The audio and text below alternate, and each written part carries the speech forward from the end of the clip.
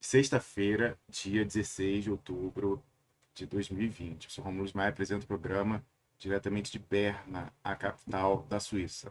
É isso aí, a gente está com nossos amigos aí internacionais, em mais de um sentido, porque estão fora do Brasil, como eu também estou, mas que também vão tratar da esfera internacional, da esfera regional, da América Latina, América do Sul, nosso Cone Sul, Eduardo Jorge Vior, cientista político, conversando com a gente diretamente de Buenos Aires, e Pepe Escobar, conversando conosco de Bangkok, na Tailândia.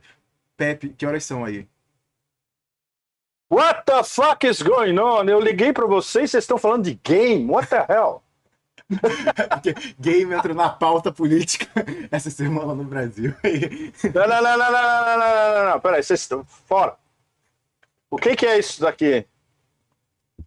Que é isso? Não sei. Três da manhã? É, Para mim, é o sinal do The Hunger Games. Ah, é verdade, é verdade. É dois ou E três? Eu não sei. É. três. E sabe onde está rolando? Embaixo da minha casa. Mentira, sério. Quase literalmente. Tem uma revolução colorida em andamento aqui. O Piero vai adorar essa história. E vocês todos que estão nos ouvindo. Chegou de novo a revolução colorida na Tailândia e agora, mais uma vez, na porta da minha casa. Ontem foi a 20 minutos a pé da minha casa. foi, E hoje de novo, e a polícia foi em cima com water cannons, como é que se chama? Canhão d'água. D'água. Vior, bem-vindo mais não, uma vez. isso temos organizado o Pepe para não trabalhar demais.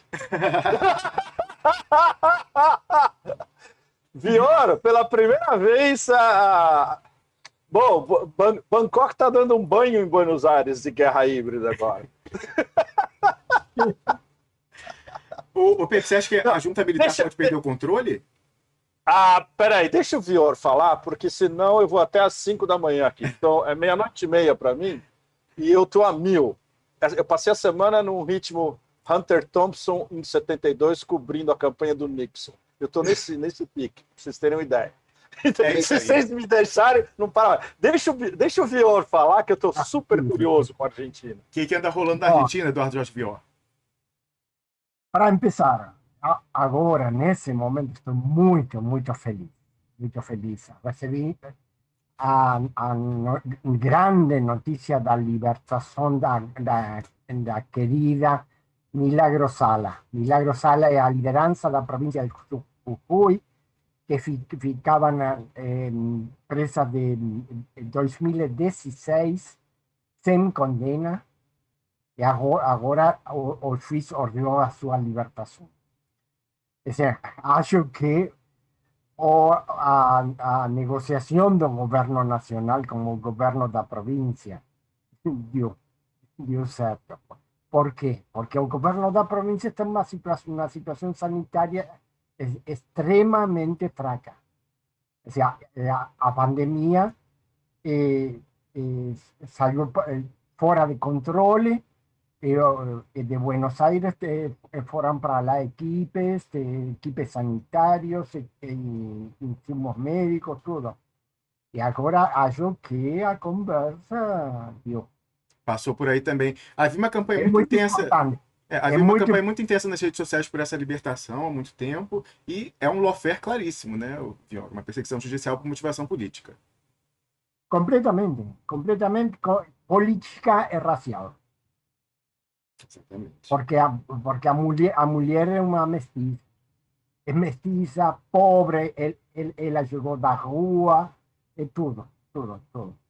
Mas também é muito simbólico, porque amanhã será a grande festa do povo. Grande. Assim, a 17 de outubro, a comemoração dos 75 anos do início do peronismo, a organização é uma passeata virtual. E na plataforma já entraram mais de 1 milhão de pessoas. Você se registra sem nome na plataforma. É uma plataforma muito segura. Você se registra sem nome numa praça virtual. É uma plataforma autóctone da Argentina ou é dos Estados Unidos? No, a plataforma autóctona. Olha, Autóctona. O sea, que me organizou é o mesmo empresário que tem organizado há 10 anos as grandes comemorações da Revolução de Maio, do início da independência na Argentina. Temos organizado Tecnópolis. Javier Grossman é um grande empresário de eventos muito massivos. certo. Então, amanhã será, mas também ao mesmo tempo, sem autorização oficial, entre aspas, terão grandes passeatas com caminhões, carros, nos centros de todas as cidades. Acho que amanhã vai ser a grande resposta para as provocações da ultradireita. Vamos ver o que resulta mais tarde, mas isso já é a bola rolando. Ou seja, é o momento onde o governo e a coalição de governo colocou a linha vermelha. As ameaças de Maurício Macri nessa semana, ameaças de golpe, ameaças de esse governo não vai chegar ao fim. Ou já antes a presidenta do Partido PRO falando em estamos preparados para substituir o governo no ano próximo. Todas essas ameaças agora já atingiram a linha vermelha, já não dá mais. Então, vamos ver, é entrar numa outra situação, numa outra dinâmica. Certo. Ô, Vior, você vê isso como reação à reforma do judiciário, essa precipitação pelo menos dessa retórica golpista? Sobretudo os processos contra Macri. Assim, sobretudo tem três grandes processos. O processo por espionagem, porque o ex-chefe da agência de inteligência, o Gustavo Arribas, ou seja, o Gustavo Arribas, para lembrar para vocês brasileiros, o grande trader de jogadores de futebol, baseado em São Paulo, que tem agora a toda a família brasileira voltada para São Paulo, cujo dinheiro que fazia todo o tráfico de jogadores com grana do PCC. Olha só, esse que está nas manchetes brasileiras aí das Quem últimas semanas. rolava essa grana? Pergunta para o início da escola, Rômulo. Quem rolava essa? Pode imaginar. Pois é. Pode imaginar. Alguém que está no título do programa de hoje. Mas aponta, sim, mas a particularidade do capítulo argentino da máfia, dessa máfia da Andrangheta calabresa, é que a ponta de todo o fio é o emir de Catar. Vior, eu posso pegar esse lado do Catar. Se você me der um canal, eu tenho como saber até onde como isso chega ao emir do Catar. Vamos conversar isso depois, isso me interessa muito. Sim, porque é pelo seguinte, vocês sabem, conhecem essa história da trader Vicentín, não? Que com uma enorme sucesso nos anos do governo de Macri, o ano passado ficou falente com mais de 60 bilhões de dólares. Não? E o presidente da empresa morreu de um infarto, tudo assim. E a empresa tinha sido, em grande parte, já comprada por Glencore. Eu pesquisei a composição do capital de Glencore. Glencore, para quem não sabe, é uma dessas trades, assim como a Trafigura, que ficou um pouco conhecida de quem nos assiste, é outra sediada aqui na Suíça. E essas empresas trades são o que há de mais mafioso, bandido no capitalismo. E a Glencore é uma das três globais. Sabe quem é o principal dono da Glencore, com 6% das ações? O Emir de Qatar. O Emir do Qatar. Mas não é ele que gere, Vior. Isso daí é gerido pelo Qatar Investment Fund. Sim. É diluído. É diluído o controle do fundo? Não, é diluído o processo de decisão. Não chega ao Emir. Quem gera tudo isso é o Qatar Investment Fund, onde tem uns super tubarões que estão envolvidos em tudo que você possa imaginar. Desde financiamento de Muslim Brotherhood até financiamento indireto dos talibãs e tráfico de drogas, heroína, etc. Mas eles fazem um PR bacana. Claro, eles fazem um PR enorme, onde participa, Futebol. inclusive, a Sheikha Moza. A Sheikha Moza é uma espécie de rainha da Inglaterra do PR, em todo o Persian Gulf. Né? Eu tenho como chegar nessa história, Vior. Se você me der uma conexão Argentina-Catar, eu tenho como descobrir no Catar como funciona isso. Tem duas conexões argentinas. A conexão Argentina-Catar é Maurício Macri. Mas Maurício Macri não é Maurício Macri. Maurício Macri, de um lado, depende de Horacio Cartes. De outro lado, através da sua família, Sim. Da sua família depende da Ndrangheta. E a Ndrangheta, na sua vez, tem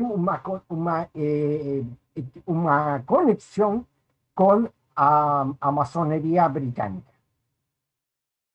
Temos uma investigação da Câmara dos Deputados italiana, um relatório que foi publicado fim de 2017 sobre a infiltração das organizações criminosas italianas nas lojas regulares da maçonaria italiana. É um relatório de 140 folhas. É muito interessante para ler. Pode entrar no arquivo da Câmara dos Deputados italiana. Uhum. Se precisa ler italiano, isso sim. Sim, tudo bem. Bom, agora, então, o grande problema para Macri é, primeiro o processo por espionagem. Porque o Gustavo Arribas já ameaçou com falar. Porque ele não vai sair desse processo. Não vai sair. Eles estão procurando tirar o processo do tribunal na província, onde estão, em Loma de Zamora, para o centro da capital. No? O prédio de Comodoro Pio, onde eles controlam os oito tribunais que tem aí. Mas ainda não deu. Vamos ver como é. Isso é uma luta aberta, muito aberta, mas muito dura nesse momento. Vior, contextualizando para quem não sabe, é espionagem com relação ao que essa imputação? A tudo. A utilização da agência de inteligência do Estado para espionagem interna, o que está proibido na Argentina pela lei de inteligência da democracia. Segundo, espionagem política, espionagem privado a empresários, espionagem à irmã do presidente. O Maurício Macri espiava a sua irmã. E agora, esses dias, vai sair o livro como uma entrevista muito longe do irmão mais jovem do Maurício Macri, o Mariano Macri, porque ele ficou fora da distribuição da herança do velho Franco Macri. Ou seja, tem toda uma estrutura de poder mafiosa que está se diluindo. Está, tem outros processos também que estão muito pronto, perto de uma definição. O processo pelo falimento do Correio Argentino, que era uma empresa do grupo Macri, que falhou no ano 2000 e ainda não acabou o processo, mas esse processo também está ficando perto de uma definição. E o terceiro processo é um processo pela venda da empresa que gera as principais autovias de acesso a Buenos Aires, a autovia do Oeste e a autovia do Norte. Porque a empresa do Grupo Macri comprou esta empresa com apoio espanhol, com apoio de Abertis, ou seja, o Atlético de Madrid, no ano 15. Ano 16 já no governo, eles autorizaram a alça dos preços da autovia e venderam a empresa. Assim, ganaram, acho que 200%. Assim, foi todo então, isso vai para um processo que tem uma documentação enorme, as provas estão. Então, toda essa situação está colocando o mais extremo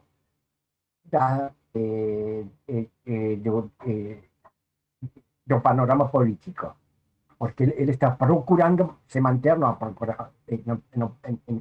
escena política. Dentro da sua coalição, Juntos por el Cambio, dentro dessa coalição, tem o chefe de governo da cidade de Buenos Aires, o Rodríguez Larreta, que agora está está procurando ter a liderança da oposição com apoio das principais empresas, os chamados Círculo Vermelho. Na Argentina, a gente chama Círculo Vermelho o grupo das grandes empresas que fazem sempre contratos com o Estado. Que é um oligopólio de grandes empresas da construção, serviços e demais, que são as grandes, o grande controle da política argentina. A gente conhece essa realidade com as empreiteiras brasileiras, o que é que tem restado delas, né? Então, o Rodríguez Larreta está procurando obter o controle de toda a oposição. E para isso, ele tem o apoio de Alberto Fernandes. Certo. Por enquanto. O inimigo do meu inimigo é meu amigo. Isso, por enquanto. Mas ele não pode virar poderoso demais. Esse é outro problema. Essa é a ideia. Bem, nessa situação, nós estamos sob um ataque muito violento no plano cambiário. Da política cambiária, porque tem, primeiro, os fundos de investimento que tinham, os grandes, BlackRock e os outros, que tinham investido em bons em moeda argentina também. Eles tinham investido em dólar e essa dívida já foi adiada. O pagamento foi adiado até 2024.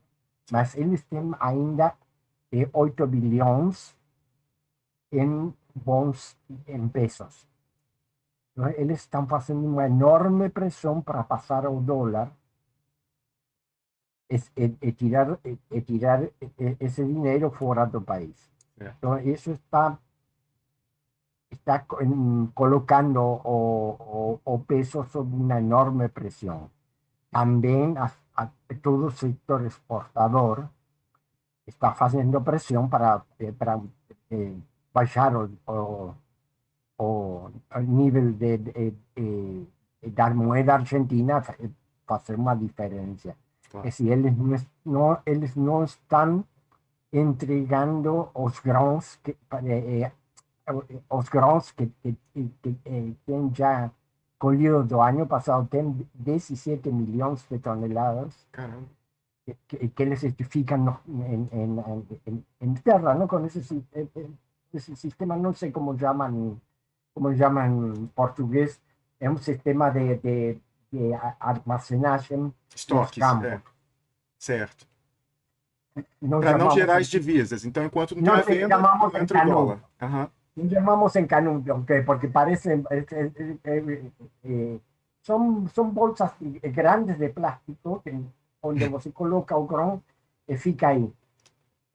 Não estraga. Esse dá uma grande margem de manobra para o produtor, porque ele pode esperar a evolução do mercado antes de vender. Certo. Assim, não sei, acho que no Brasil, no sul, deve ter também essa tecnologia. Bom, então, o problema aí é um problema de pressão e contrapressão. Claro. Como sempre. Essa é a primeira grande situação para falar em uma situação argentina propriamente. O segundo problema que nós temos agora, que é imediato, é a eleição boliviana. Com Evo Morales em território argentino. Se não Opa, travou um pouco o sinal. um problema geopolítico. O problema para a Argentina é um problema geopolítico. O governo argentino não tem governos amigos na região. Isso, primeiro. Está isolado. Então, Uhum. a situação na Bolívia, para nós, além disso, nós temos 2 milhões de bolivianos na Argentina. O sea, a situação na Bolívia é um problema imediato para nós, por tudo. Primeiro, pelo lítio. Segundo, pela droga. Terceiro, pela possibilidade de ter uma base militar de espionagem americana vizinha à fronteira, ao limite argentino. Então, nós precisamos romper esse bloqueio regional. Claro. Ô, Vior, é importante a mobilização dessa população enorme boliviana na Argentina para votação, porque eu lembro quando eu estava fazendo mestrado na Espanha, em Barcelona, era a época da reeleição do Evo Morales. E olha que coisa incrível, Viero. O Evo Morales contratava billboard em Barcelona para o pessoal ir votar nele. Então havia campanha da eleição boliviana na Espanha. Tem coisa parecida na Argentina? Sim. Sim, e as organizações argentinas têm ajudado muito para a campanha boliviana. Certo. Sim. Mas o problema é o seguinte na Bolívia. O Tribunal Eleitoral ficou controlado pelo governo. Nós sabemos bem como é que é essa história. Segundo, a segurança dos locais eleitorais vai estar nas mãos da polícia. Assim, uma polícia que é a polícia do regime. Sim. Não esqueça que no governo boliviano você tem o ministro de governo, que é Arturo Murillo, que é um cara ultrafascista. E tem aí entrado no, como ministro da Economia, o Branko Marinkovic, llegado do Brasil. O Branko Marinkovic, de origem croata, filho de Ustaša croata, ou seja, colaboracionista dos nazistas na Croácia da Segunda Guerra, ele fugiu para o Brasil no ano 2009 após fracassar com o intento de separar a Santa Cruz de la Sierra. Certo. O Brasil ele acolheu e ele voltou agora e é ministro da Economia. Ou seja, você tem os setores mais reacionários da política continental no governo da Bolívia. E tem a presidenta, o esposo da presidenta, é um político colombiano uribista. E dizem as más línguas com vínculos com o tráfico de drogas, inclusive. Todo. Assim, o problema dentro da direita boliviana é um problema de participação no negócio. Esse é o problema. Bom, então, nós precisamos romper isso. Acho que o MAS vai vencer na eleição, mas que não vai dar para cessar o governo agora. Esse dar vai ter uma eleição absolutamente falseada. Claro, uma fraude. Então, eles precisariam ter uma vitória muito expressiva para que, né, e talvez esse número se verifique. Por exemplo, o Andrés Manuel López Obrador, né, era tão amplo que não deu mais para fraudar a eleição como fizeram outras vezes. 50%. Sim. Claro. E não há perspectiva da diferença ser tão grande que possa impedir uma fraude, uma maquiagem nos números. Mas por isso é muito importante. Acho que a Bolívia é um cenário de conflito estratégico agora, na situação atual. Certo. E uma das coisas também que você tinha notado para a gente conversar, viu? E aí é importante a gente até ter o Piero aqui também, que é o seguinte: há uma expectativa na Argentina com relação à sua situação no conflito geopolítico, do desenlace da eleição americana, porque no Brasil a oposição está toda praticamente colocando as fichas na eleição do Joe Biden, achando que com isso o Bolsonaro perde o suporte internacional com Donald Trump. Há algum interesse maior, achando que haverá um impacto direto na política interna argentina com o resultado pendendo para um lado ou para o outro dos Estados Unidos? Acho que não. Mas por uma razão objetiva. A diferença do Brasil, em toda a sua história, teve uma relação ambivalente com os Estados Unidos. Ou seja, o Brasil é parceiro dos Estados Unidos porque o Brasil controla o Atlântico Sul. O Brasil é a porta de entrada para o Atlântico Sul.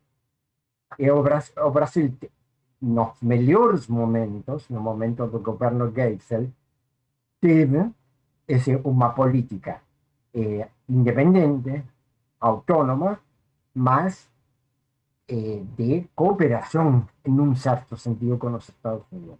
A Argentina é objetivamente contraditória aos Estados Unidos, porque a Argentina vende para o mercado mundial os mesmos produtos dos Estados Unidos. Produtos agrícolas e carne, fundamentalmente. Esse é o primeiro problema. O segundo problema, que não pode esquecer, é que a Argentina é país bicontinental. E agora, com a decisão das Nações Unidas de reconhecer a zona econômica exclusiva até o fim da plataforma continental, o território de soberania argentina extingue-se a 6 milhões de quilômetros quadrados, 2.700.000 na América do Sul. 1.300.000 na Antártica e tem mais 2 milhões no Oceano Atlântico, com o problema das Malvinas aí colocado. Então, os problemas da Argentina não é um problema de opção ideológica. A Argentina tem uma contradição com os Estados Unidos. Quer dizer, a Argentina pode ter uma boa relação, pode ter uma relação civilizada, dependendo do governo americano, mas a contradição é aí. Já na geopolítica clássica, Nicholas Pickman, ano 42,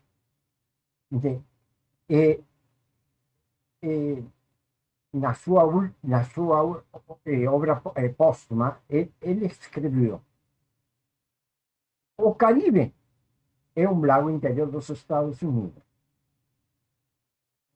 Isso é nosso. Mas no resto da América do Sul, para os Estados Unidos é vital impedir uma aliança entre a Argentina, Brasil e Chile. Devemos tudo É fazer. a versão sul-americana da não aliança Alemanha-Rússia. Exato. Essa é a ideia, Exatamente isso. política. O Spikeman foi o primeiro que... Bom, imagina, o Spikeman é estudado em todo o think tank em Washington. O que você está falando é brilhante. E está na cabeça do Pentágono agora, isso. Completamente.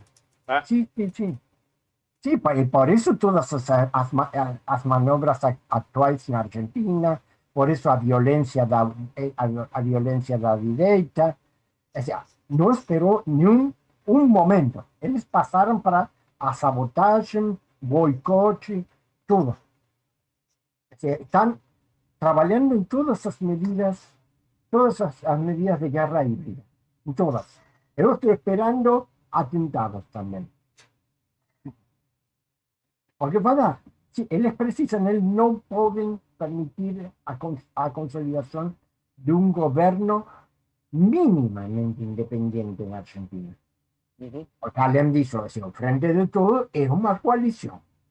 E você tem, na liderança do Frente de Todos, temos Sergio Massa, que é amigo de Rudolf Giuliani. E tem o Ministério de Educação, que tem assinado um convênio com a Open Society Foundation. Ou seja, tem tudo, se você quiser, no Frente de Todos. Verdadeiramente é tudo. É verdadeiramente assim. Não me somem. Mas nem isso é aceitável para os Estados Unidos. Certo. E você continua naquela sua avaliação de que a gente estaria... Aliás, foi uma pergunta que você encaminhou.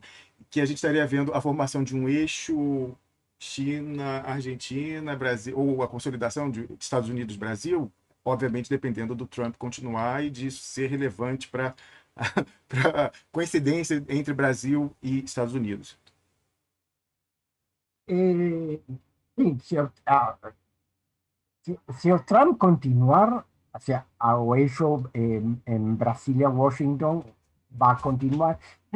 A gente não sabe, porque eu compartilho as opiniões do Pepe nesse sentido. Agora, na situação atual, a política exterior dos Estados Unidos bem feita pelo Pompeo e pelos comandos regionais. A política para a América Latina bem feita pelo chefe do Comando Sul. Posso fazer um breve parênteses? Sim. Pois hoje eu estava olhando os tweets do Comando Sul dos Estados Unidos, também incentivado pelo Guilherme e Matheus, e eu achei um tweet particularmente interessante, que é esse general brasileiro que está no Comando Sul dos Estados Unidos, em tratativas para um acordo de troca de experiências sobre guerra biológica, bacteriológica, nuclear, radiológica, etc. e tal, com os comandantes das Forças Armadas do Peru.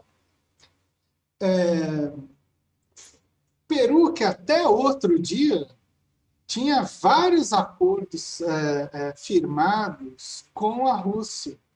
Quer dizer, me parece que o Peru, então, está numa mudança de eixo aí também interessante para pensar aí essa configuração dentro do continente sul-americano.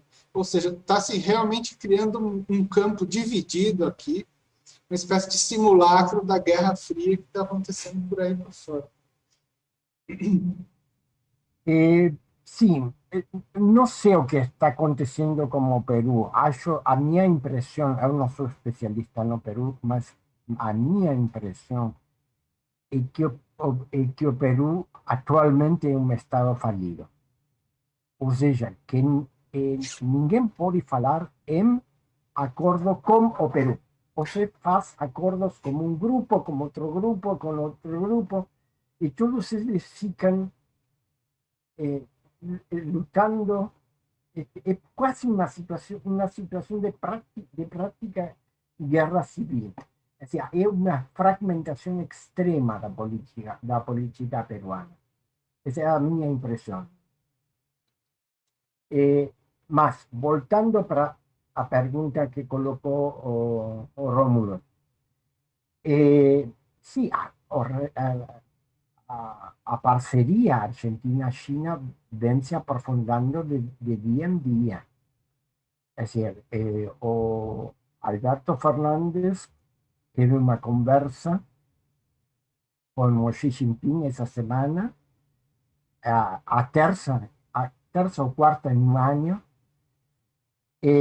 comprometeu uma viagem para a China para março. A Argentina vai ser esse mês o país o país mais importante da América Latina na feira de Xangai de consumo, a feira de importações chinesa. Todos os dias eu leio sobre investimentos chineses em infraestrutura, no lítio, ou seja, a central solar de Caucharí, na província de Jujuy, aos 4.500 metros de altitude, já começou a funcionar, a prover eletricidade para a rede nacional. Ou seja, é um avanço permanente dos chineses em tudo.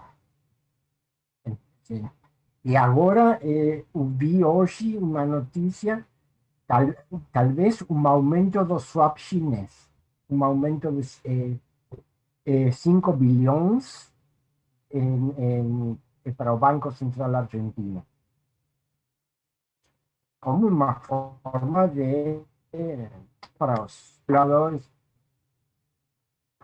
Aqui temos um tio que está ajudando aos meninos. Certo. Essa é a minha impressão. Certo. E diante da dificuldade cambial... Vai ter consequências políticas. Claro. Os Estados Unidos não vão aceitar isso muito mais tempo. Certo. Mas diante da dificuldade cambial que você narrou no início da sua intervenção, hoje certamente é indispensável para a estabilidade macroeconômica mínima da Argentina. Sim, se eu tenho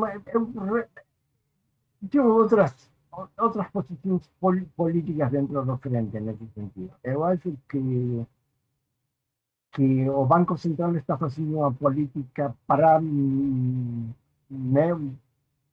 opinião, muito alinhada para uma política liberal. Eu seria partidário de um banco central com muito mais poder de intervenção. Essa é uma discussão interna muito forte. Existe essa discussão, a discussão sobre a intervenção do Estado na economia. Claro. Aí eu fiz a questão.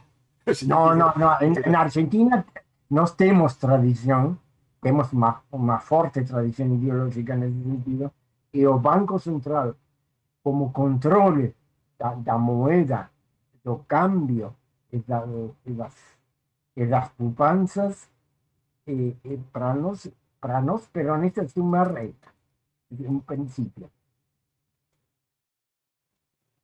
Muito bem. Vamos pegar o avião e vamos para o Sudeste Asiático. Pepe Escobar, quem tá por Bárbaro. Quem tá por Vior, Diga. Vior, você conhece esse livro, Vior? A cabeça de Macri. Não? Pois é, eu comprei em Buenos Aires ano passado e fala muito por alto da conexão Ndrangheta do Macri. E eu procurei outras coisas em Buenos Aires e não achei isso em literatura, publicado ou em ciências políticas ou em ensaio. Espera, vou traçar para você um livro. Deve ser, Oba! Deve ser só na boca pequena essa história aí.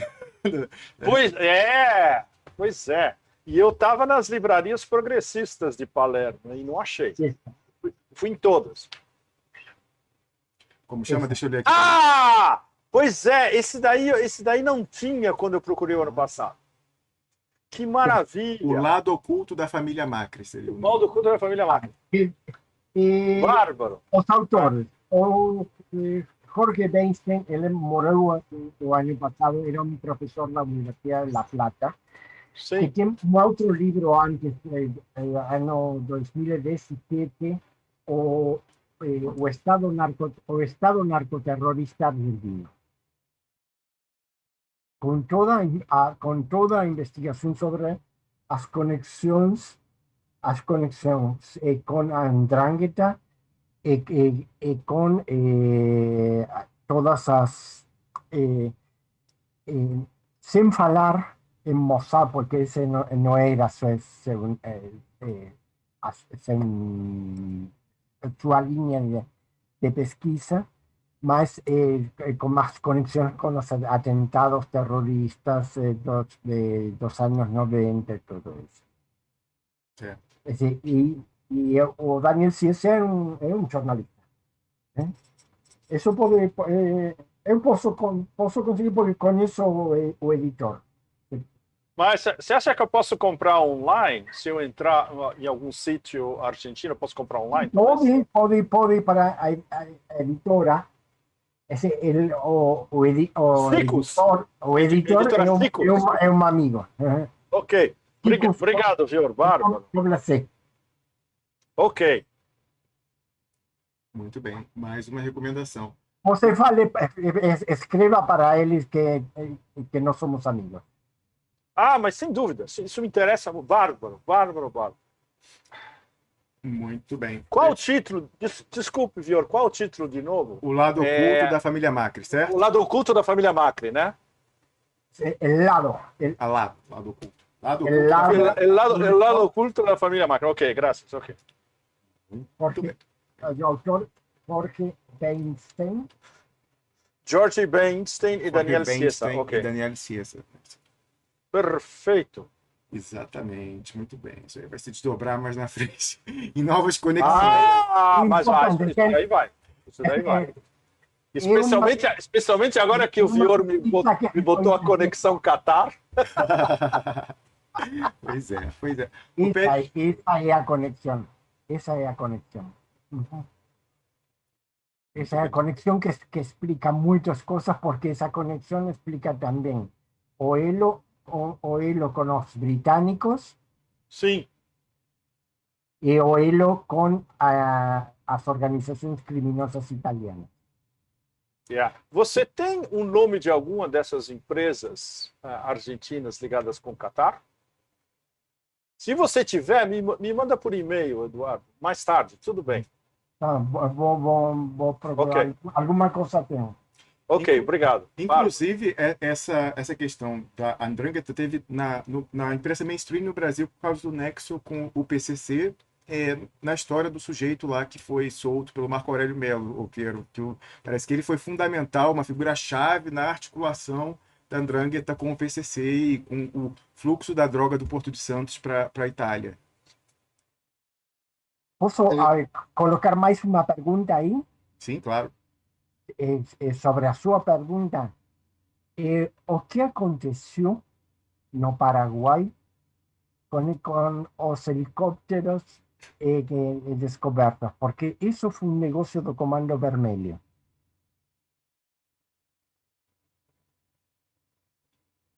Si la policía paraguaya llega para ese depósito de helicópteros, haya o helicóptero plotado da empresa de un amigo de Macri, plotado con los carteles da polícia da província de Buenos Aires, na procura de um fugitivo do Comando Vermelho. Então, a minha hipótese, gostaria de ouvir o que vocês pensam, a minha hipótese é que a polícia paraguaia não chegou casualmente para aí. Que alguém deu a direção, vai para lá. Ali nessa área da Tríplice Fronteira envolvendo o narcotráfico continental, Isso foi nada coincidência. Vizinho, não, isso foi vizinho Assunção. Certo. 30 quilômetros de Assunção. Certo. Muito bem. Mudando agora de teatro, mas ainda, eu acho que com os mesmos vetores influenciando de alguma forma, quem está por trás da guerra híbrida aí na Tailândia, Pepe? E a primavera? Não, o Vior contando essas histórias de Tríplice Fronteira, Nossa. eu não pude deixar de fazer um paralelo para onde eu vou depois das eleições americanas, passar um longo fim de semana. Para a Tríplice Fronteira, está aqui. Eu vou para o Golden Triangle, Tailândia, Laos e Myanmar, que eu quero ver o que está rolando ali. Para o norte. Eu pensei na Tríplice Fronteira. Não, a Tríplice Fronteira aqui. Não, a Tríplice Fronteira aqui, Vior, é no norte. É nas montanhas nas montanhas ao lado do Mekong, que faz a divisão entre Tailândia, Laos, Myanmar e China. Tem trechos do Mekong que eu já fiz isso há 20 anos atrás. Se você vai de barco, você entra quase numa quádrupla fronteira. Quase. É sensacional. E, evidentemente, é ali que... Bom, você lembra, né? Durante a Guerra do Vietnã, era o maior fornecedor de ópio do planeta. Depois Exato. Aí desbancado pelo Afeganistão. E hoje é o maior centro de anfetamina do planeta. É uma anfetamina que a gente chama aqui Yaba. E aquelas máfias tribais do sul de Myanmar trabalhando junto com os chineses, eles controlam a produção e a distribuição, e o grande mercado é aqui, na Tailândia. Vem para cá. E daqui se espalha. Como é que se chama? O povo que tem aí nessa região quem são a etnia? Ah, tem muitos. Tem Mons, tem Karens, tem Kachins. São várias. Tem 80 e poucas tribos. Bom, para estudo etnográfico é um lugar absolutamente extraordinário. É um dos meus lugares favoritos na Ásia. Eu não vou há muito tempo. Então, depois das eleições, eu queria ficar um pouco na fronteira, dar uma olhada. Eu quero ver se eu consigo achar alguém que me introduza, pelo menos. Mas é super perigoso. Ou seja, vai ser um trabalho relativamente superficial, que para estrangeiro você entrar num campo minado, totalmente minado. E aí tem uma conexão com os militares tailandeses também, que os militares tailandeses têm conexões não só com essas tribos que moram no lado da Tailândia, mas também do lado chinês. Basicamente, é um gigantesco, digamos, é um quebra-cabeças étnico e de contrabando e de produção, exploração e revenda de drogas. Só que não é como durante os anos 60 e 70, porque o ópio, que ainda tem por lá, é uma loucura. Tem histórias no Camboja, em Phnom Penh, sensacionais. Tem uma famosa história que nunca foi devidamente comprovada de que toda semana vem um barquinho descendo o Mekong, chega em Phnom Penh com o ópio mais puro e refinado do planeta. Agora, e ninguém sabe quem pega esse ópio e como ele é vendido depois. É uma história que faz... Né? Agora, a coisa mais louca é que, às vezes, esse ópio aparece aqui, em Bangkok. Tem uma, digamos, aqui tem uma espécie de confraria de colecionadores de objetos de ópio, de cachimbos, etc. Há alguns anos atrás eu conheci um deles, eu fui numa das noites deles. Os caras fumam ópio refinado, um negócio inacreditável. É um negócio que não tem nem preço no Ocidente. E isso vem justamente do Golden Triangle. Bom, é uma história... Para um romance. É? Isso aí está conectado com as coisas que estão acontecendo aí? Como é que é? Não. Isso é outra história, Piero. O que está acontecendo aqui é interessante. Agora, é de uma complexidade brutal. Eu vou tentar resumir para vocês os diversos ângulos e as diversas facetas. Aparentemente, é apenas uma revolução colorida. É também uma revolução colorida. O lado da revolução colorida, evidentemente, são dos meus vizinhos aqui. Eu moro do lado da Embaixada Americana. Seguro. Exatamente. Estou seguríssimo. E adivinha quem é o novo embaixador americano na Tailândia? Era o embaixador em Hong Kong o ano passado. Não é lindo? Se fosse embaixadora, eu diria que era a Liliana Yaldi, a embaixadora do... Exatamente. Ele é a versão alfa male da Liliana Yaldi. Não é possível, esses caras nem disfarçam mais. Não, Piero, o negócio agora é tão descarado, e continuando na história tão descarado, bom, ontem teve um protesto monstro do lado da minha casa, literalmente. Eu estava fazendo a minha coluna Trump-Biden, e eu dei sorte, porque na hora que eu estava acabando, me veio um e-mail falar, escuta, vai ter um protesto monstro às 4 da tarde ali na intersecção, que é 15, 20 minutos a pé da minha casa. Aí eu acabei correndo a coluna, guardei, depois eu mandei, e fui lá. E cheguei lá e era um negócio monstruoso, como os de Hong Kong o ano passado. Super interessante. Alguém no Brasil já falou da coalição chá com leite? Vocês já ouviram esse termo? Você colocou hoje. Não vale, Piero. Não vale. Alguém aí, blog, imprensa, etc., já falou da coalição chá com leite? The Milk Tea Alliance. A coalizão chá com leite. Sabe quem é a coalizão chá com leite? Tailândia, Taiwan, Hong Kong. Isso daí já dá para vocês um mapa da mina da Revolução Colorida. E ontem eu vi lado a lado as 3 bandeiras. Sensacional. Nem em Hong Kong, o ano passado, você via as 3 bandeiras. O ano passado, em Hong Kong, você via Taiwan, você via a bandeira de Taiwan e a bandeira de Hong Kong. E, obviamente, eles queimando as bandeiras da China. Ontem, você estava vendo as 3 bandeiras alinhadas. Tailândia, Taiwan e Hong Kong. E garotada.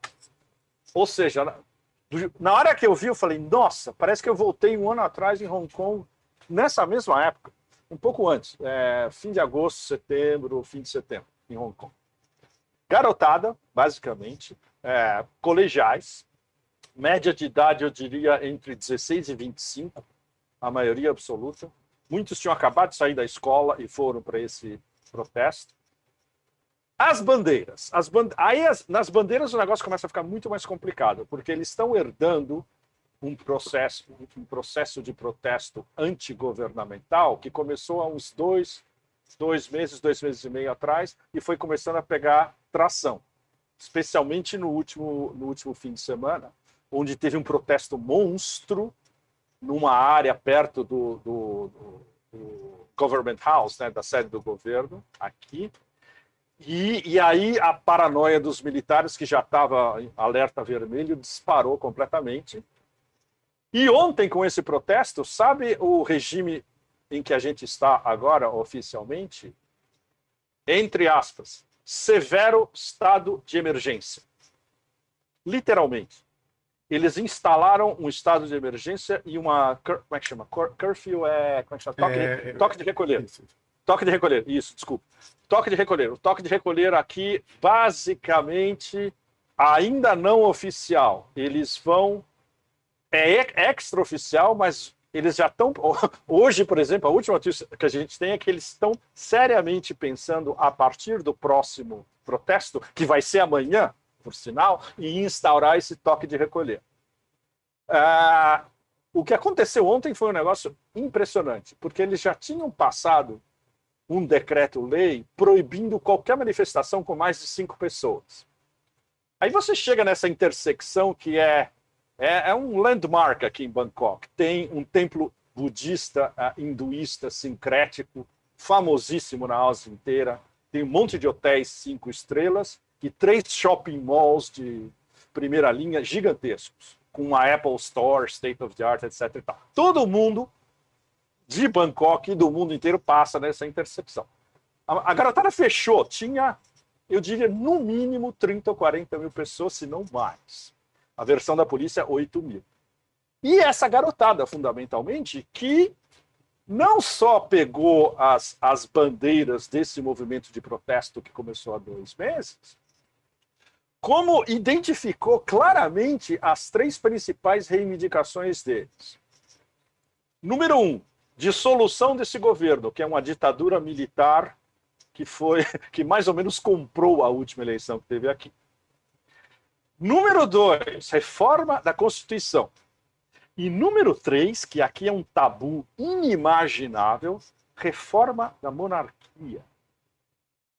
Aí você chega eles chegaram no ponto, aí o negócio que ultrapassa a Revolução Colorida, que é apenas um câmbio de governo, eles já estão avançando um câmbio estrutural de virar a sociedade tailandesa de ponta para baixo, que é uma coisa absolutamente piramidal, e o rei lá em cima tem um status de divindade viva, como o rei Bhumibol, que morreu há 4 anos atrás. O problema é que o filho dele...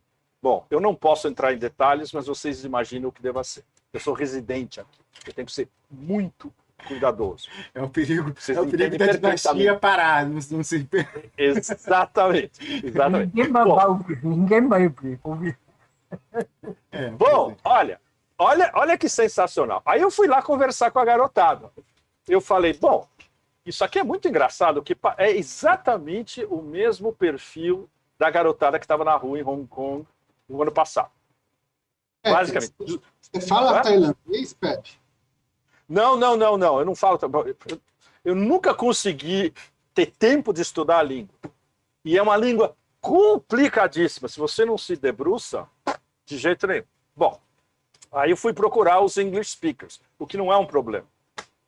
Aí eu acho, olha que maravilha, eu achei um garoto que em mais ou menos 3, 4 sentenças, ele me deu o programa inteiro de todo mundo que estava lá e que está lá desde 2 meses atrás, e o que eles querem mesmo e por quê. É sensacional.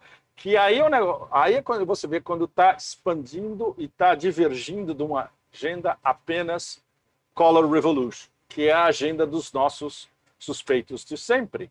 Entre outras coisas, porque por uma coincidência absolutamente extraordinária, sabe o que estava acontecendo ontem em Bangkok? Visita oficial do primeiro-ministro chinês Wang Yi. Não é maravilhoso?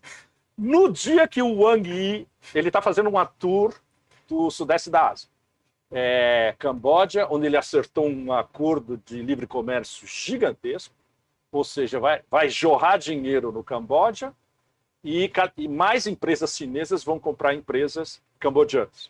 Basicamente é isso, no fundo. Né? Laos, e aí ele veio para cá. E vai para a Malásia também. Eles acertaram um monte de acordos também ontem mesmo, um pouco antes do protesto começar às 4 da tarde, e reafirmaram o quê? A parceria estratégica China-Tailândia, que, como a gente sabe, faz parte das novas rotas da seda, versão sudeste da Ásia, e os nossos amigos, os meus vizinhos a 5 minutos a pé daqui, querem destruir de qualquer maneira. Bom, aí voltando ao menininho que eu achei. Alta classe média, com sotaque americano perfeito, ou seja, ele está estudando numa escola internacional aqui, isso você mata de cara, você faz o perfil do moleque desse na hora e você sabe quem são os pais dele, tudo. Bom, como é que ele resumiu essa história? Basicamente, o rei nem vive aqui, ele passa o tempo todo na Alemanha. Factualmente correto. O rei só vem aqui para fazer uma... Ele veio aqui essa semana para fazer uma cerimônia budista. Aí ele volta para a Alemanha, que é onde ele adora, onde ele tem os cachorros, os cavalos, aviões, corte, tudo, palácios gigantescos, etc. Ele não liga muito para o que acontece na Tailândia. E isso pega muito mal para o tailandês médio, para o grosso da população. Como é um país budista, você não fala isso nunca, muito menos com estrangeiros. Mas se você está num círculo só de tailandeses e eles te admitem como um estrangeiro que eles podem confiar, no Hush Hush, a gente vê claramente que essa monarquia é do jeito que está agora, extremamente impopular. E isso, obviamente, a garotada de cara, né? Que é muito mais iconoclasta. Então, ponto número 1, que é o red line, monarquia. Ponto número 2, a economia está aos pedaços. Factualmente correto. Esses militares são tão malucos que eles destruíram a economia do país, perderam automaticamente 20% do PIB, fechando a Tailândia para o resto do mundo, por causa de 59 mortes de Covid-19. Isso daí é o que dá, por exemplo, em Paris, em algumas horas, a cada dia. Aqui é o total, 59 mortes, acabou. E eles destruíram a economia do país. E, obviamente, toda a indústria de serviços aqui está sofrendo terrivelmente. Tem milhões de desempregados extras. Teve um Corona Voucher equivalente, mas que durou 3 meses. Era um equivalente de $150 por mês. Que, se você mora no campo, dá para segurar. Se você mora em Bangkok, nem pensar. E acabou. Eles dizem, não tem mais grana. E não vão renovar. E o terceiro ponto é, fora com esse governo, aí é o ponto Revolução Colorida. Fora com esse governo, que é uma ditadura militar mal disfarçada, e a reforma da Constituição. Então, isso para dar para vocês o painel de que é uma revolução colorida, mas é muito mais do que isso. E as reivindicações da garotada, ainda que eles sejam inarticulados politicamente e não tenham lideranças, por exemplo, os líderes dos protestos já foram presos ontem. Os protestos amanhã vão ser sem liderança. Eles estão dizendo, nós vamos reunir amanhã num lugar secreto. Então agora vai começar a virar tática rizomática delusiana mesmo. E vamos ver se eles aprendem, porque eles estão tendo inputs da garotada de Hong Kong. Essas 3 bandeirinhas juntas são muito significativas, porque o pessoal de Taiwan e o pessoal de Hong Kong está passando informação para essa garotada de como fazer. Daqui a pouco, justamente, como fazer para driblar a polícia, como marcar reuniões secretas, etc. e tal. Já está começando a entrar no que foi a transição da primeira para a segunda fase dos protestos de Hong Kong do ano passado. E isso, pelo que a gente sabe aqui, das nossas fontes tailandesas aqui, o governo está absolutamente paranoico. Daí o fato de que eles podem instaurar esse estado de no fim de semana. Quando você vê, inclusive, jorrando da imprensa, militares falando com a imprensa tailandesa, dizendo, não vai ter golpe, é porque eles sabem que pode ter um golpe a qualquer momento. E de facções do exército, que são necessariamente simpáticas a esses protestos, porque essa reclamação geral da população de que os militares são surdos e não escutam o que a população diz é absolutamente correto. Não houve uma consulta popular sobre a estratégia deles de lidar com o Covid-19. Não houve consultas em detalhe de por que destruir a economia inteira por causa de um número tão reduzido de mortes. Inclusive num país que tem um sistema de saúde, para um país em desenvolvimento, extremamente sofisticado. Por exemplo, Bangkok é uma capital mundial de turismo médico, Exato. entre outras coisas. Vem gente do mundo inteiro fazer tratamento aqui. E o sistema de saúde deles, para o tailandês médio, olha, talvez comparando mutatis mutandis, eu não sei ainda mais, talvez seja até melhor do que o do Brasil. Então,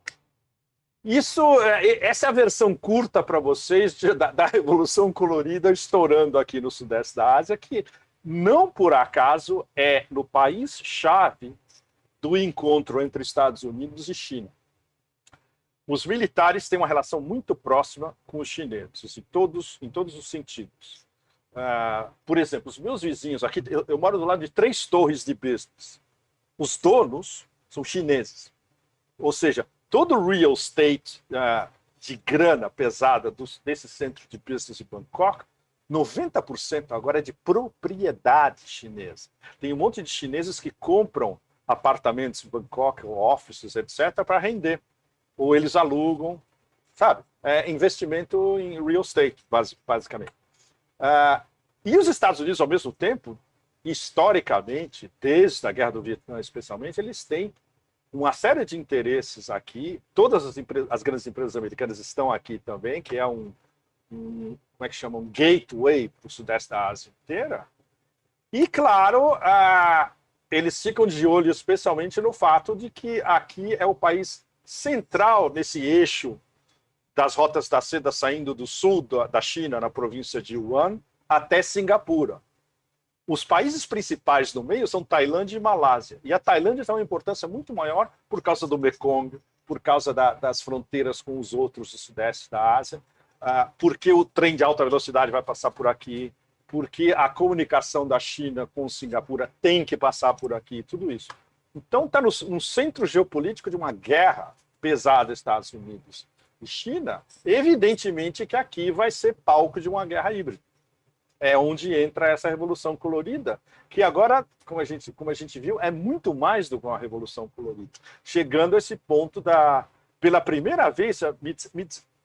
Bom, eu estou aqui há 20 e poucos anos. Eu nunca vi algo parecido, porque, claro, todo mundo viveu sob o Bhumibol, que era uma unanimidade nacional.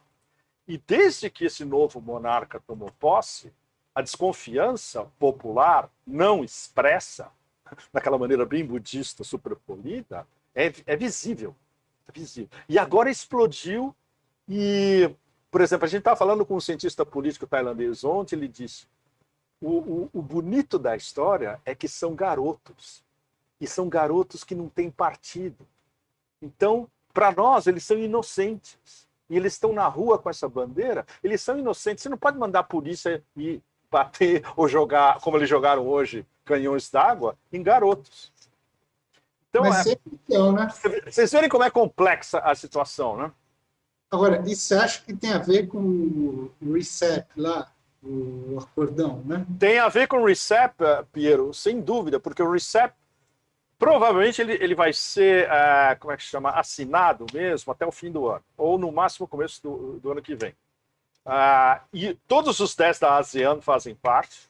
A Tailândia sempre batalhou pelo RCEP. A China, evidentemente, o único que está fora é a Índia. E isso para os americanos é anátema também, porque eles veem, nós perdemos o TPP e agora os chineses têm um acordo deles, o RCEP. É bem mais complicado que isso, porque a Austrália, a Nova Zelândia e o Japão e a Coreia do Sul também estão no RCEP.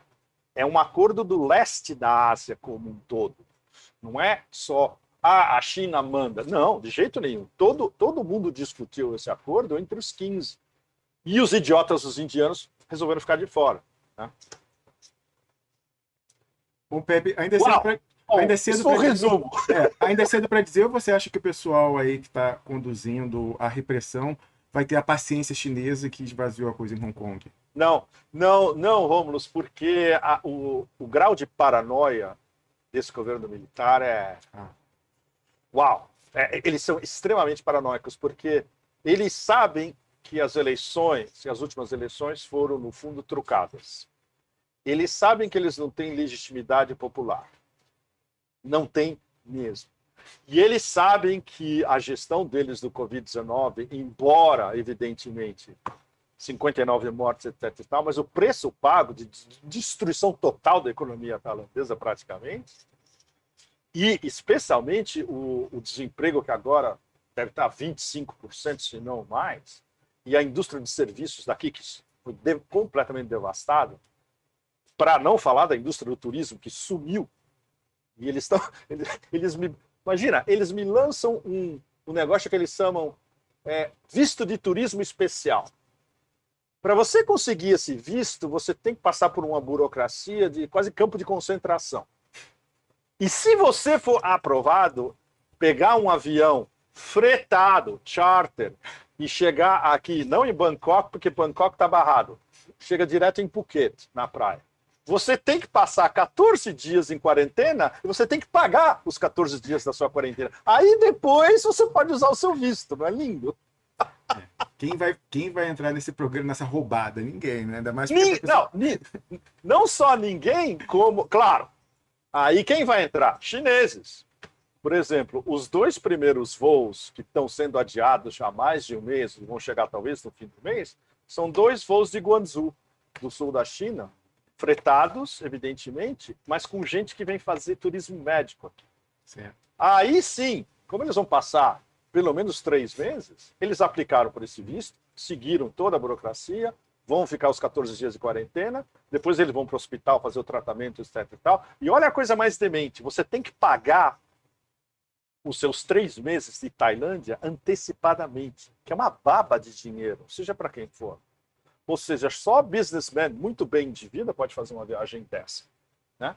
Então, na cabeça dos militares é isso. Vamos ganhar uma grana em cima desses trouxas chineses. No fundo é isso, entende? É um negócio que eles... Por exemplo, você não pode vender um esquema desse na Europa. Vão dizer que você é um idiota completo. E na Europa, realmente, ninguém aplicou para esse visto. Incrível isso. O Pepe Escobar, a gente já está mais próximo ou ainda estamos distantes da grande surpresa de outubro, October Surprise nos Estados Unidos? Oh O que my você God! acha? Olha, para mim são 15 para as 2. A gente pode ir até às 6 da manhã. Tudo bem? Eu não, eu posso ficar mais 15 minutos. 15 minutos? Tá. O Império Britânico era o império onde o sol nunca se põe, esse é o programa que o sol nunca se põe, né? Estamos espalhados pelo globo. Esse programa aqui, o sol não se põe jamais. Nós temos só um PC e a minha mulher está com umas jornadas internacionais que ela estava coordenando. Por isso devo deixar o mando. Tá bom. Olha, Vior, em sua homenagem, eu vou fazer uma introdução rápida de 15 minutos, tá? Tentando sintetizar ao máximo. Eu passei uma semana... É o Executive Summary da fala. Vamos lá. Eu vou fazer um summary da fala em homenagem a Buenos Aires. Especial. Bom, eu passei uma semana totalmente demente porque eu estava seguindo o que estava acontecendo lá no circo em tempo real, literalmente. O que para mim é 2, 3, 4, 5 da manhã, ou seja, eu não dormia. Eu estava dormindo à tarde aqui. E ontem, finalmente, eu fiz a minha coluna. A minha coluna saiu ontem à noite no Asia Times. Eu mandei para vocês já. Dali. Vocês três já receberam. E, se não me engano, já tem uma tradução na Tlaxcala, a rede de tradutores internacionais, né? Uhum. Já deve ter em português entre hoje e amanhã, no máximo. Bom, a surpresa de outubro, como a gente já tinha conversado antes, não ia ser em política externa, ia ser doméstica. Eu acho que vai ter uma série de surpresas de outubro. A primeira foi, evidentemente, o Trump se recuperar do Covid em 3 dias, com aquele coquetel absolutamente extraordinário, onde 10 ou 15 pessoas têm acesso, né? Remdesivir, Regeneron e os esteroides. curado num dos melhores hospitais do mundo, um hospital militar. Ninguém sabe em que condições, que dosagem, nada. O segredo mais absoluto. E a Casa Branca fez o possível para manter em segredo o processo inteiro. Então, essa foi a primeira surpresa. A segunda surpresa foi o que aconteceu justamente ontem. Foi esse vazamento bombástico no New York Post das tramóias do Hunter Biden. E isso é um negócio extraordinário, porque tudo aquilo que eles publicaram não só não pode ser desmentido, como não foi desmentido pela campanha Biden, como mostra claramente o que, por incrível que pareça, eu nunca pensei que eu ia fazer isso na vida. O que o Rudy Giuliani, que é um crápula absoluto, colocou com precisão. É uma família criminal. Os republicanos agora definem a família Biden como The Criminal Biden Family, a família criminal Biden. E está documentado no que eles publicaram até agora e no que eles vão publicar entre hoje e amanhã, nos próximos 2, 3 dias, que são tramóias de negócios da família Biden, especialmente via o Hunter, mas também com outro filho dele que se chama James, no Iraque, na Ucrânia, na Rússia e na China. É um negócio brutal. Tem acordos de real estate, tem empregos fictícios, tem transferências de dinheiro a la Dario Messer, sabe? É um negócio completamente absurdo. E o fato de que isso é tão bombástico foi a reação do Big Tech de Silicon Valley, que, como a gente sabe, a gente já conversou, vota em peso democrata. Tudo isso foi censurado na cara dura, tanto no Facebook quanto no Twitter. E isso é tão sério e tão absurdo que gerou, eu diria, talvez 1% da mídia americana começou a falar, não, isso, imagina, liberdade de imprensa, etc., é um ataque, etc. Mas você não vai ver, por exemplo, a CNN, o Washington Post ou o New York Times dizendo que isso é um atentado absurdo à liberdade de imprensa e que você não pode ter empresas de tech censurando informação, que foi exatamente o que aconteceu. E essa informação não foi hacked, como eles estão argumentando, não foi um hack. Isso daí foi obtido de olha que coisa demente, foi obtido de um laptop que um dos Bidens, provavelmente o Hunter, ou talvez o irmão ou a irmã, deixaram numa lojinha em Delaware para reparar, não foram pegar, esgotou o prazo, o dono da lojinha mandou uma notificação, ninguém respondeu, ele capturou o laptop, estudou o que tinha dentro, ficou completamente horrorizado, porque o cara é republicano ainda por cima, mandou para um advogado e o advogado mandou para a equipe do Rudy Giuliani. E o Rudy Giuliani passou para o New York Post. Então, a história é maravilhosa. A história é um plot do Sopranos. É tão bom quanto um dos melhores episódios do Sopranos. Diga, Piero. Mas vem cá, a Intel da máquina Clinton não tinha noção dessas coisas? Ela não consegue ter 2 passos de análise para saber que tipo de coisa pode arruinar o pessoal? Não. Excelente pergunta, Piero. Não. Assim como a história dos 33 e-mails que sumiram da Hillary. Ninguém sabia disso. Os caras do DNC, do Democratic National Committee, não sabiam que a Hillary tinha um computador na casa dela, onde ela colocava informações secretas. E ninguém supervisionava essa porra. O nível de amadorismo é os 3 patetas, sem dúvida nenhuma. E isso, mais uma vez, prova. Como é que você bota... Você vai entregar um laptop com informações sigilosas e você esquece. Você deixa lá na loja. É um negócio é tão absurdo. Olha, esse é um dado fundamental, Pedro, para aquelas pessoas que vêm com crítica, dizendo que a gente tem teoria da conspiração de que existe essa máquina que domina o mundo inteiro e consegue fazer tudo que quer. Não é assim que funciona, minha gente. Não é assim que funciona. Perfeito, Pedro. Perfeito. Perfeito. Agora, uma pergunta, é para uma reflexão. De dois. Ou é um caso para psicanalista, ou seja, não que pode ser possível, não é impossível, ou seja, o criminoso que quer Ser pego.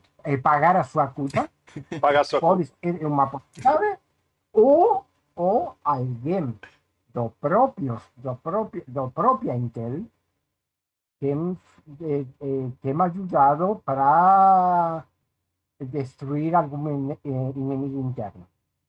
Não, Vior, respondendo a sua pergunta, o Rudy Giuliani diz que o FBI tinha esse hard drive já há algum tempo e não fizeram nada.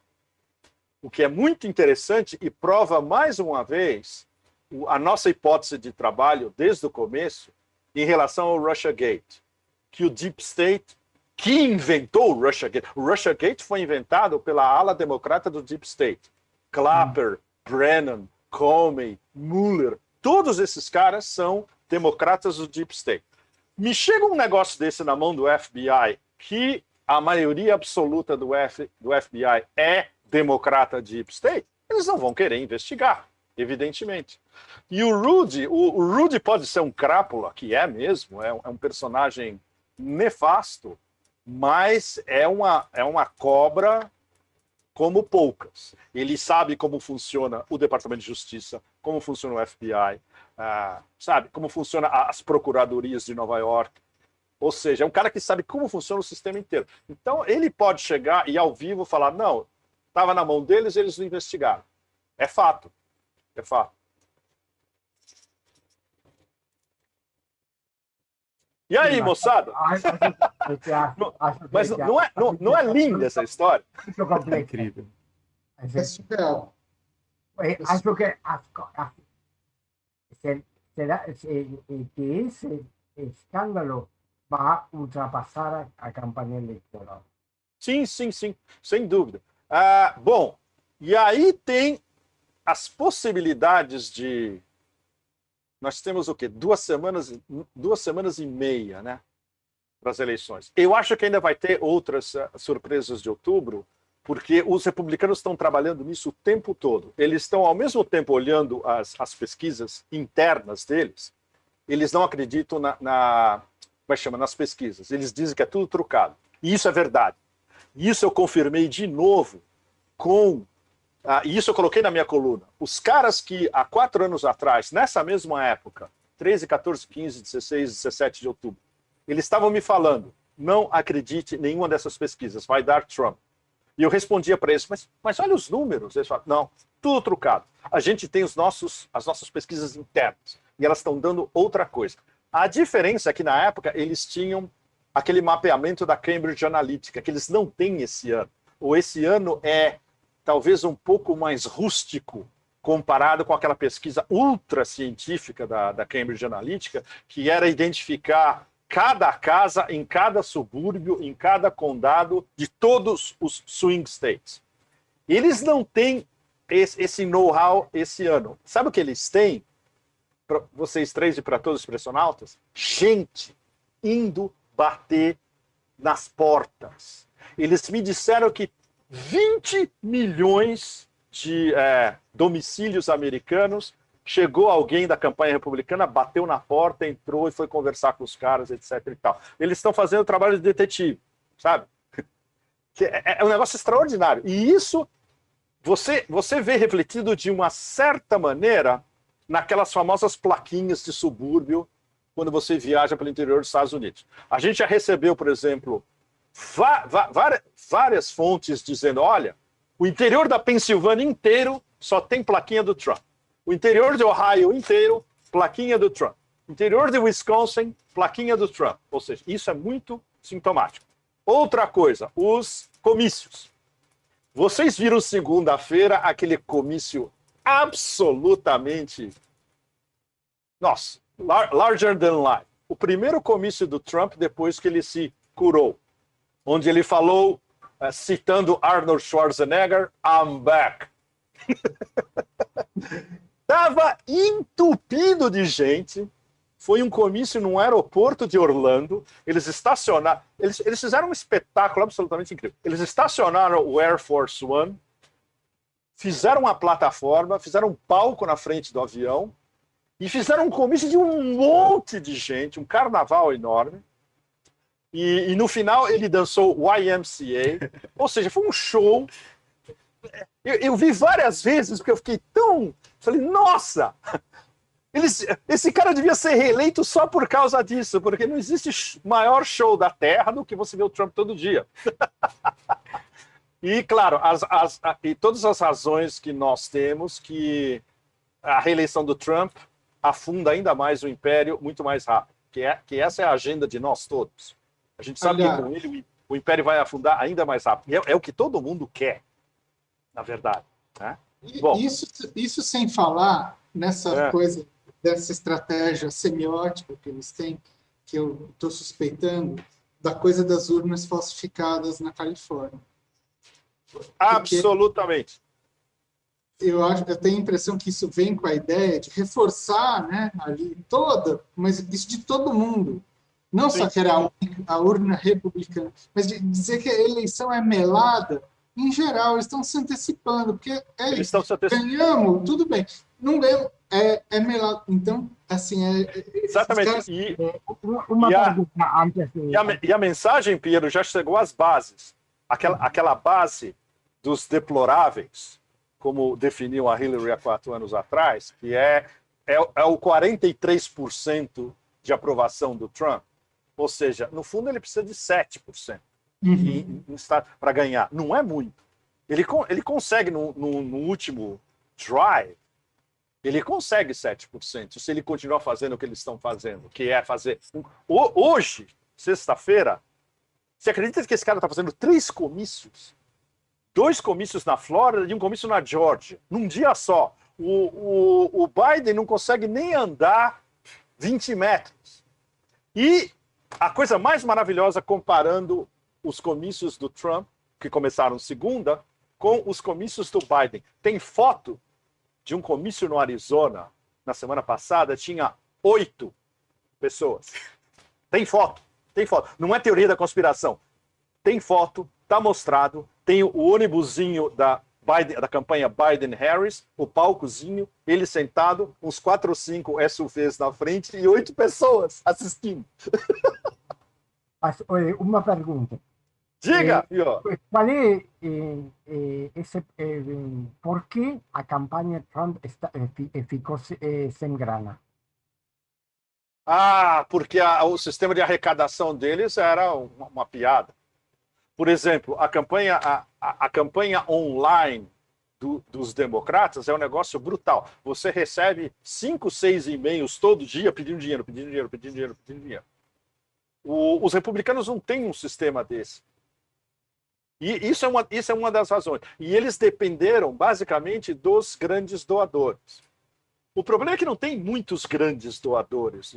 Os democratas têm um manancial de doadores em indústria da publicidade, cinema, Hollywood, mídia, moda, etc. E tal. Os republicanos não, é muito limitado, são bilionários. E bilionários assim, né? Unhas de fome.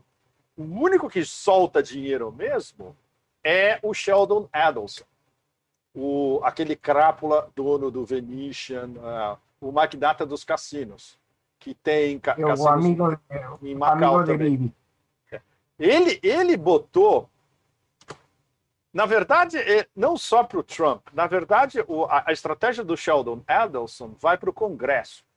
Ele botou 150 milhões de dólares, ele comprou metade desse Congresso que está aí, de republicanos. E uma parte dessa grana foi para a campanha do Trump, mas não o suficiente. Por isso que agora eles estão desesperados, porque, na verdade, o Trump teria que tirar dinheiro dele mesmo, da grana dele mesmo, quando ele está endividado em 400 milhões de dólares por baixo, segundo aquele vazamento do imposto de renda dele.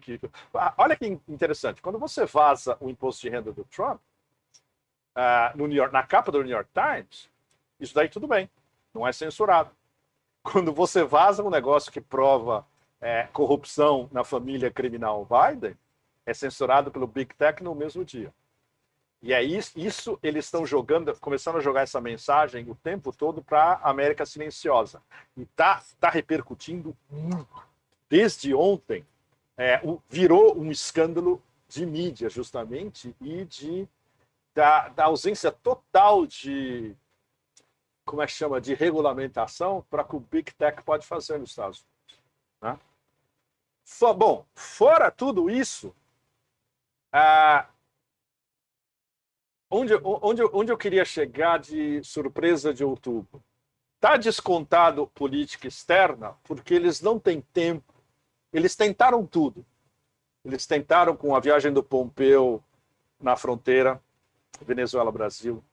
Eles tentaram mandando o porta-aviões Nimitz para o Golfo Pérsico. Eles tentaram convencer a ONU a estender o embargo de armas contra o Irã, que, fundamental, vence domingo. Esse domingo acaba o embargo da ONU de vendas e compras de armas do Irã. Foi a coluna que eu escrevi hoje para o Asia Times, justamente dizendo, olha, isso não quer dizer que vai ter uma corrida armamentista, porque os iranianos não precisam disso. O que eles têm agora livre é poder comprar mísseis S-400 da Rússia, por exemplo. Comprar caças Su-35 dos russos. E os russos já falaram, estamos abertos, vendemos tudo. E ainda ajudamos vocês a fazer uma fábrica no Irã, se vocês quiserem. Então, isso é o que vai mudar. Então, eles tentaram tudo, tentaram a Revolução Colorida na Bielorrússia, tudo que você possa imaginar, não deu nada. Ou seja, não vai ter surpresa de outubro em política externa, porque está tudo concentrado na política interna. Bom, outra coisa que eu queria falar, desculpa, eu queria falar um negócio importantíssimo que combinou o que os meus banqueiros lá em Wall Street estavam me passando e o que os quants. Quants, vocês sabem, são aqueles especialistas de análise quantitativa que fazem aqueles mapas matemáticos gigantescos projetando tudo que você possa imaginar. Pois é, o principal quant da JP Morgan, que é um super fodão, respeitadíssimo em Nova York, ele fez o mapeamento comparativo Trump-Biden. Sabe o que deu? Trump vence o colégio eleitoral com 275, que é o que ele precisa. Você precisa de 270 votos, né, para vencer a eleição. Ele projetou 275, ele falou todos esses polls estão errados, eles fizeram as projeções baseados nesses polls internos dos republicanos de porta a porta, etc. e tal. Fizeram modelos comparando com 2016 e eles provam, inclusive, que a situação dele atual, nessa época do ano, meio de outubro, comparado com 4 anos atrás, é melhor. Ou seja, a diferença em alguns estados, tipo Carolina do Norte, Pensilvânia e mais um outro que eu esqueci agora, vai ser maior do que a diferença com que ele ganhou em 2016. Então, você somando tudo isso, a disparidade entre o que você vê nas pesquisas, que todo dia toda a mídia democrata joga na capa, né? E o trabalho de análise quantitativa, de especialistas e analistas estratégicos por trás, o desnível é enorme. Daí o fato de que a narrativa dos corredores em Washington, em Nova York agora, é que, olha, pode ser que ele ganhe mesmo. E a narrativa oficial é, não, imagina, Biden está 10 pontos à frente, já ganhou. Então, no momento está nesse pé. A gente não sabe para onde vai ir, mas tem vários indícios de que o que os democratas acreditavam até 2 dias atrás, de que era um fato inevitável, e juntando-se a isso o escândalo da família criminal Biden, que estourou agora, e vai ter sequência, eles vão querer ficar rodando todo dia, jogando um e-mail, jogando um WhatsApp. Tudo. Esse negócio vai até a eleição sem parar. Então, a dinâmica está começando a mudar. E o fato de que o Trump, fazendo 2, 3 comícios por dia, em campanha absoluta, E, segundo as pessoas que o conhecem bem em Nova York, eles falam, é a situação ideal dele. Ele adora come from behind, vir de trás, perdendo, e fazer na última hora, aquele sprint de última hora e ganhar na pontinha, que foi exatamente o que aconteceu em 2016.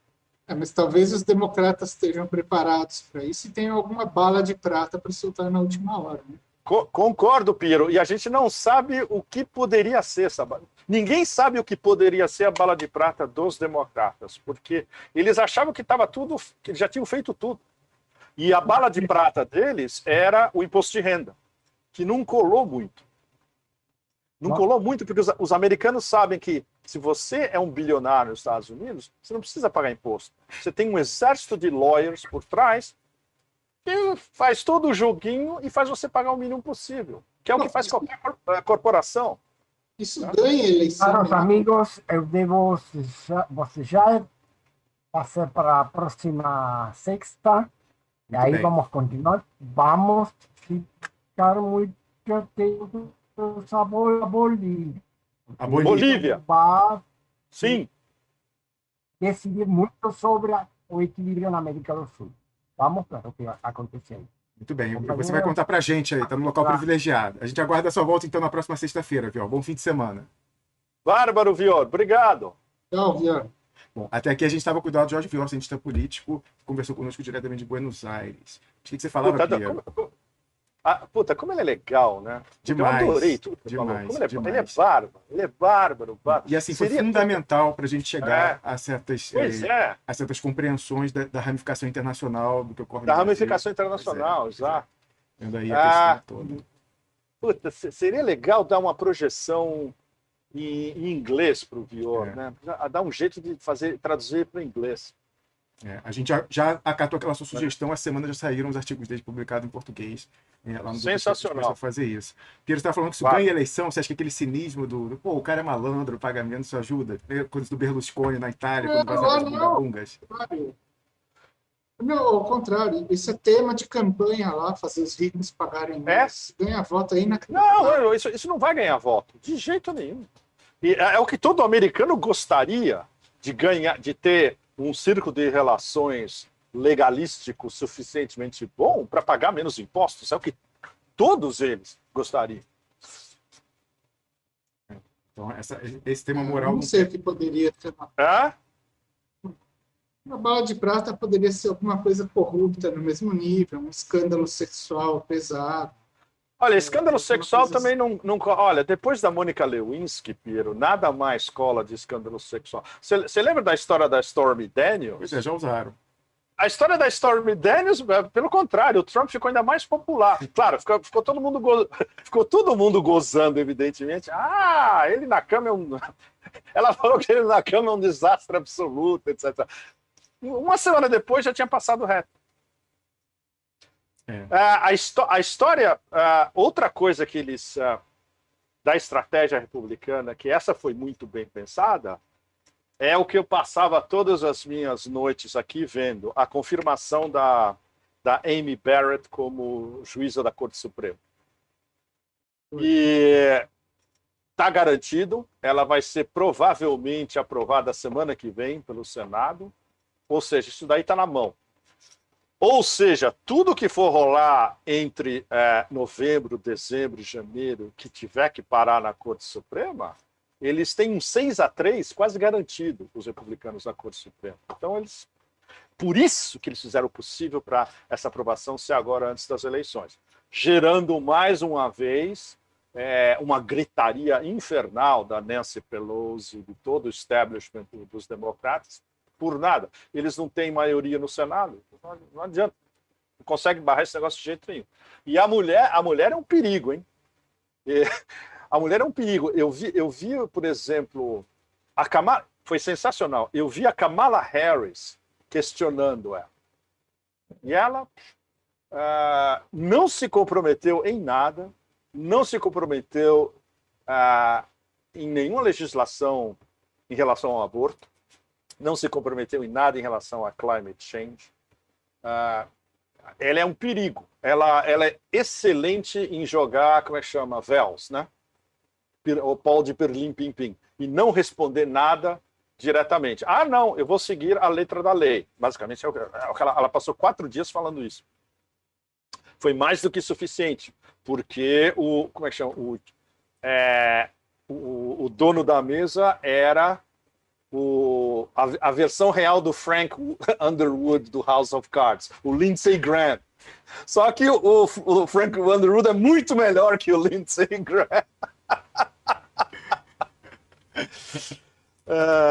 Ai, gente. O Pierre, faz favor para mim, manda um print da sua tela inteira do seu celular, que a gente vai mostrar uma contradição global em tempo real. Manda um print, porque esse aí tá recortado, porque eu coloco o horário e mostra aqui uma coisa interessantíssima para a gente ver esses tempos digitais. Parece que é uma... Não, se eu falar, estrago, não falar não.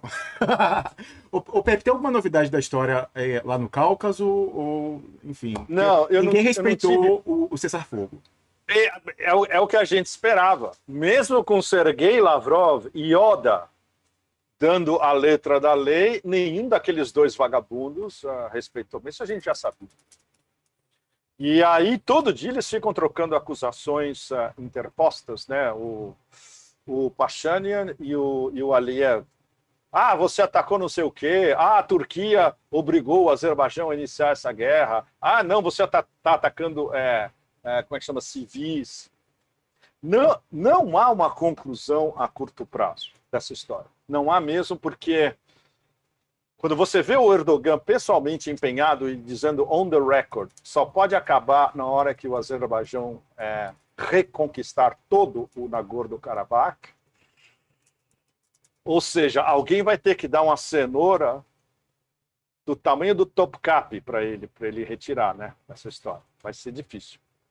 E aí teria que entrar mais uma vez, teria que ser uma intervenção talvez pessoal do Putin e falar, escuta, para com essa história, porque você não vai conseguir o que você quer e você está complicando todo o entorno geopolítico do sul do Cáucaso. E a gente não vai admitir essa história. Mas, por enquanto, o Putin está hands-off na história. Quem está coordenando é o Ministério das Relações Exteriores. E, como vocês sabem, são super diplomáticos, mas no momento a diplomacia não está funcionando. Nem com a Alemanha. Pois é. Isso eu vou deixar para a semana que vem, porque eu ainda não li. Teve como é que chama? O encontro anual do Valdai Club foi no começo dessa semana, foi na terça-feira. Aí eu estou com um relatório aqui enorme, as intervenções, né? E não tive tempo de ler, mas parece que é uma bomba.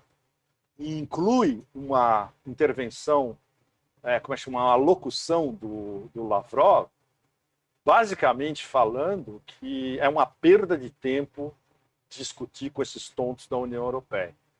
Eles estourou a paciência. Entende? Estourou a paciência.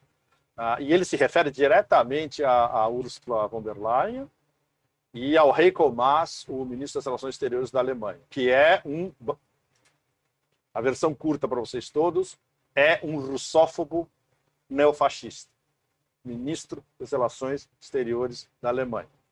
Não tem como conversar com um cara desse. Impossível. Então, o desdobramento dessa história... Uau! Vocês imaginam uma falta de diálogo entre a Alemanha e a Rússia ao mais alto nível, que agora é uma possibilidade real? Então eu quero ter tempo para poder ler tudo isso, pensar, né? Inclusive o pessoal do Valdai, nenhum deles ainda escreveu uma análise sobre isso. Eles só deram o report, a locução do Lavrov. Eu estou esperando ver o que eles vão analisar, tirar as consequências dessa fala do Lavrov. Porque muito sério, super sério. Porque eu li não sei onde aí. É tanta coisa que aparece que eu nem lembro. Bom, a gente fica louco, né? Seguindo tudo. É a típica coisa que eles costumam fazer de inversão da narrativa. Eles estavam dizendo o seguinte: o que sustenta a base do nacionalismo russo exacerbado pelo Putin é uma visão anti-europeia que ele tem e que ele vai sabotar, o Putin vai sabotar todas as relações com a Alemanha. Ridículo. Ridículo, totalmente ridículo, Pedro. Imagina, o Putin foi o cara que foi na conferência, na conferência de segurança de Munique em 2007, se eu me lembro a data certa. Ele propôs uma rota da seda, Lisboa a Vladivostok. Foi a proposta inicial, foi dele. Vamos fazer um mercado eurasiático gigante. Vocês e nós. Não tinha China nessa história. Veja bem, isso foi 7 anos antes do Xi Jinping lançar as novas rotas da seda. Ele sempre procurou o diálogo. E o Ministério das Relações Exteriores segue as diretrizes dele. O Lavrov segue o que o Putin decide. Claro, eles decidem juntos, mas a diretriz é do Putin. E sempre foi nossos partners europeus. Eles tentaram tudo o que vocês podem imaginar. Sabe qual foi a gota d'água essa semana? Sanções por causa da história do Navalny, que todo mundo sabe que foi um fake. E esses babacas de Bruxelas impuseram sanções em vários personagens chaves do governo russo. Aí estourou a paciência. O Lavrov, inclusive, disse isso numa das alocuções dele. Escuta, essas pessoas não são sérias. Nós oferecemos todo tipo de colaboração, dados, o que os nossos médicos tinham examinado em relação ao Navalny, etc. Eles não nos escutaram. Não tem diálogo. E realmente, a esse nível, não tem diálogo. E apertaram também as sanções em cima da Bielorrússia, inclusive pegando a pessoa física do Lukashenko. E as sanções em cima da Bielorrússia alguns dias atrás. Pois é. É aquelas coincidências. Olha, essa exasperação na tríade, né? Estados Unidos, União Europeia e Eurásia, uau! O ano que vem, preparem-se, que pode soltar faísca para todo lado essa história.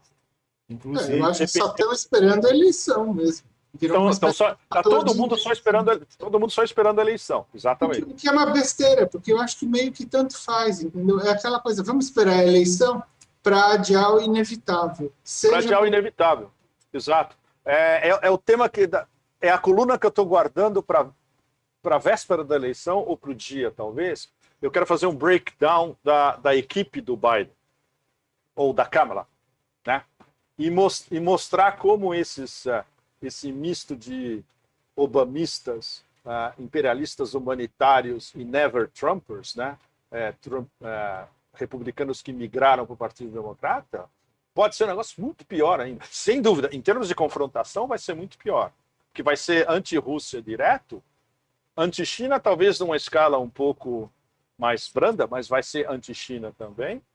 E o único ponto de uma certa entente, digamos, é que eles vão voltar ao JCPOA, o acordo nuclear com o Irã, porque foi justamente uma política do governo Obama. A única vitória, entre aspas, geopolítica do Obama foi o acordo nuclear com o Irã.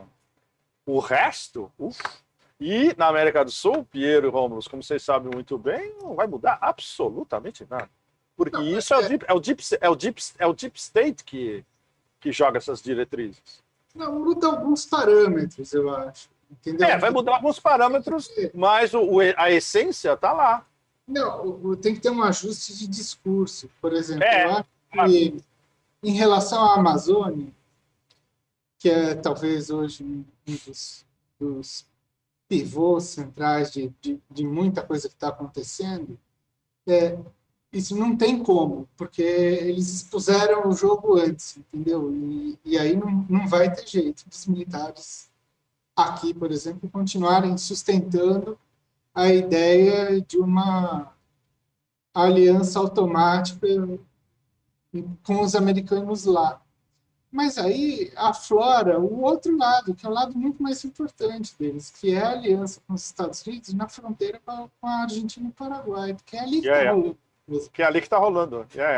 Esse negócio de Amazônia está uma mega cortina de fumaça. E eu suspeito que a coisa, por exemplo, essas queimadas que estão tendo no Pantanal, que são assim, infinitamente piores, aí sim a gente tem alguma coisa que realmente tem a ver, porque assim, eles estão com todo o sistema de monitoramento montado ali do lado. Sim, estão deixando a coisa rolar.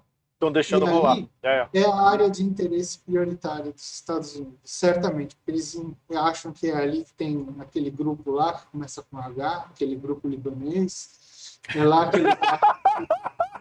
Escuta, Rômulo, se eu falar, vai cair? Não vai cair. Vamos testar agora. Pode falar. Sheikh Nasrallah, man! Se derrubar a gente dos americanos, a gente segue com uma ligação direta com o VK. A gente segue com a ligação direta. Passando por uns túneis aí na servidor na Cochinchina e tal, demora para botar no ar, mas quando tal, a galera não consegue derrubar. Eu acho que a gente devia fazer um remix de YMCA dedicado ao Sheikh Nasrallah. Young man, there's no way to look down, young man. Exatamente, cara. O pessoal Hezbollah, Hezbollah. O Facebook, como tem aquele processamento de palavra, é capaz de ser o primeiro a tombar. Então eu vou ficar com o olho aqui pra ver se cai. O Facebook vai cair, porque eu não coloco mais o H no meu Facebook, porque eu sei que vai automático. É automático. Foi com Hezbollah. Exato, a gente começa com E, né? Criar vários códigos. Assim. Também tem no WhatsApp, aliás, o WhatsApp, você botou uma notícia, né, Pepe? Que o pessoal dos Five Eyes querem aumentar o acesso. Como é que é? Você compartilhou no seu Facebook, lá que o pessoal uma matéria do South Morning Post sobre os Five Eyes querendo dar uma olhada nos aplicativos de troca de mensagens. Nossa, mas isso é super sério. Pois é, a gente nem já conversou essa história. Agora. É super sério. O Five Eyes, Japão e Austrália. Eles querem entrar no WhatsApp do planeta inteiro. E vão conseguir. Vão conseguir. Bom, a NSA, como a gente já sabe, já faz isso. Mas só que agora os caras são tão descarados que eles anunciam. Agora são os Five Eyes e os nossos dois aliados principais, Japão e Austrália. Mas aí é de novo aquele negócio, é porque eles querem fazer a coisa com base legal. Exatamente. Esquentar o que é clandestino de inteligência. Exatamente. É isso aí. Olha, queria agradecer imensamente a todo mundo que esteve aqui hoje e render uma especial homenagem à nossa equipe de hackers ativistas que garantiram essa transmissão. Fizemos vários testes ao longo da semana. E resistimos até agora à palavra H, né? A bomba H. Não podia soltar a bomba H até aqui que caía tudo. Até aqui seguramos. Então, eu queria render homenagem a eles. Eles estão no espírito cyberpunk original do William Gibson. Com certeza. E eles estão acompanhando aqui em tempo real, me mandando os gráficos e tal, como é que tá uma coisa.